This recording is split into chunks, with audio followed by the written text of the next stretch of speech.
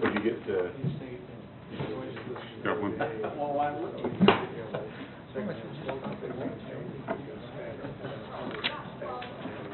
He is going to be here, isn't he? Yeah, he said he'd be here. Good. No?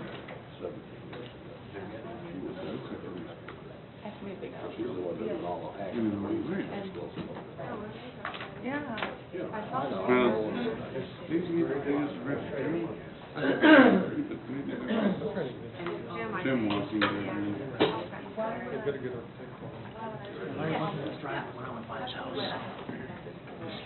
But he's got. Hey, Steve. I can't do that.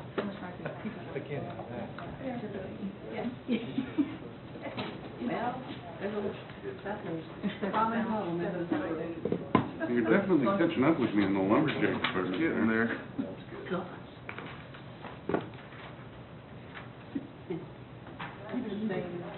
Are you both doing the no shade thing? I'm doing it for now. He's going to see how long I can stand it.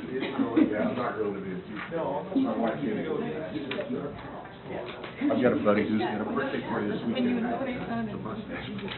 So he wanted everybody to do their Movember parties at Jake Shaver birthday, so I made him promoter guys this year. For the party and this year. I'm on top like that. So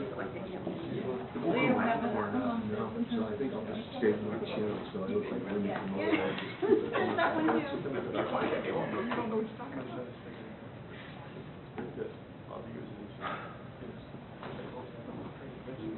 And then that one works, better time. And then you roll down and watch it.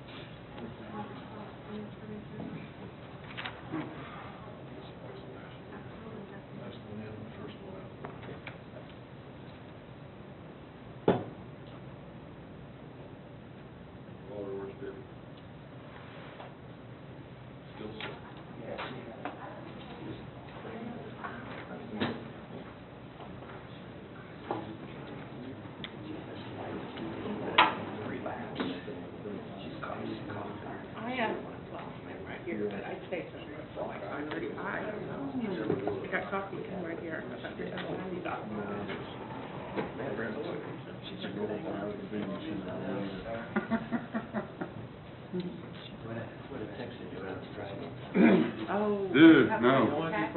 None of that. I got yours. All right. Well, it's a couple minutes after 6, but we're going to go ahead and get started with this evening's work session. Discussion item number 1 is discuss the process for establishing a capital improvement program, along with discussion of initial program priorities. Brian Faust, good evening. Evening.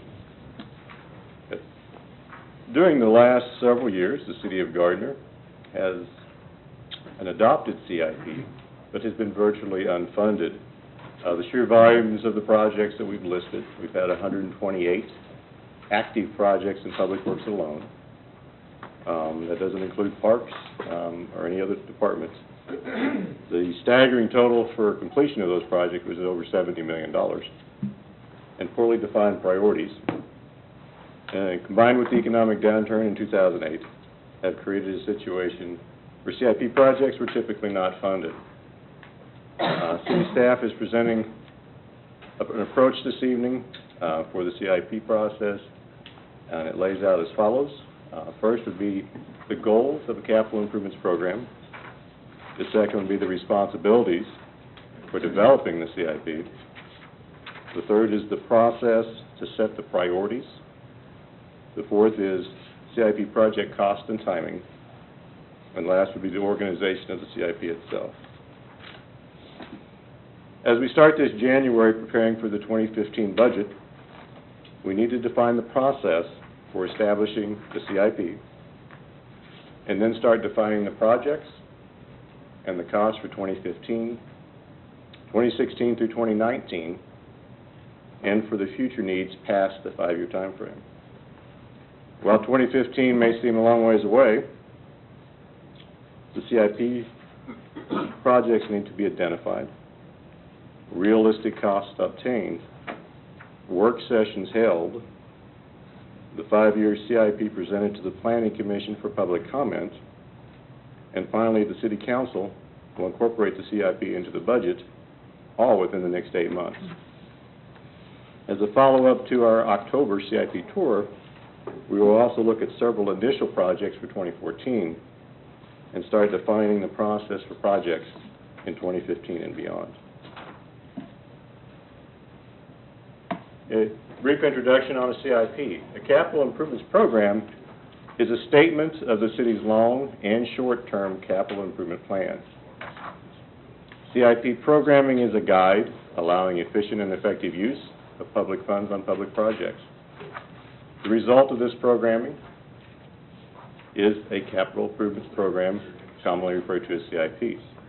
The document is published annually and proposes the development, modernization, or replacement of physical public projects over a 5-year period. By looking beyond the first-year budget and projecting what, where, when, and how capital investments are made, capital programming enables the city to maintain an effective level of service to both the present and future populations of Gardner. Goals of the CIP. The goal of the CIP is to establish a system of procedures and priorities by which to evaluate public improvement projects in terms of public safety, public need, the city's comprehensive plan and adopted master plans, project continuity, financial resources, and the City Council's strategic goals for the city. And right now, as you all know, we're under the comprehensive plan, starting to review that process. The CIP will incorporate recommendations from the new comprehensive plan, as well as any updates to adopted master plans. One thing we do mention in here is project continuity. That's critical in the CIP. And what that means is, like this past year, we did a sewer project on White Drive. There's other phases to that. And so in a priority setting perspective, those would get higher priorities because it's a continuation of a project.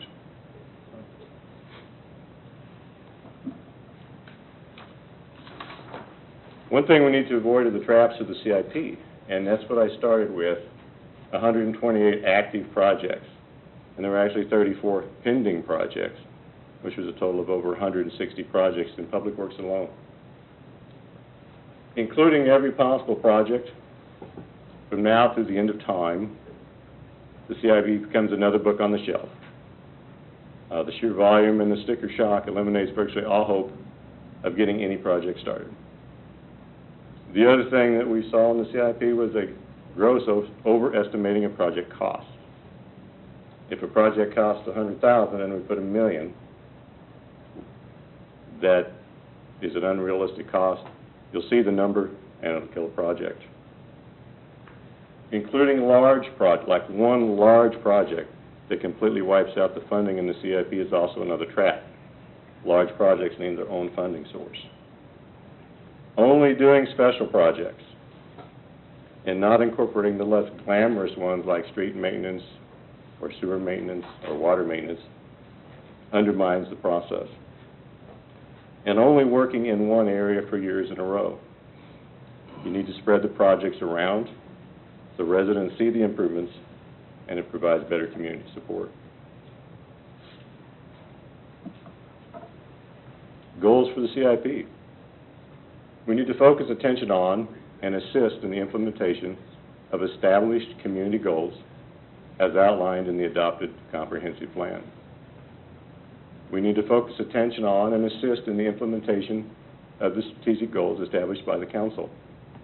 These goals include economic development, fiscal stewardship, infrastructure management, and quality of life.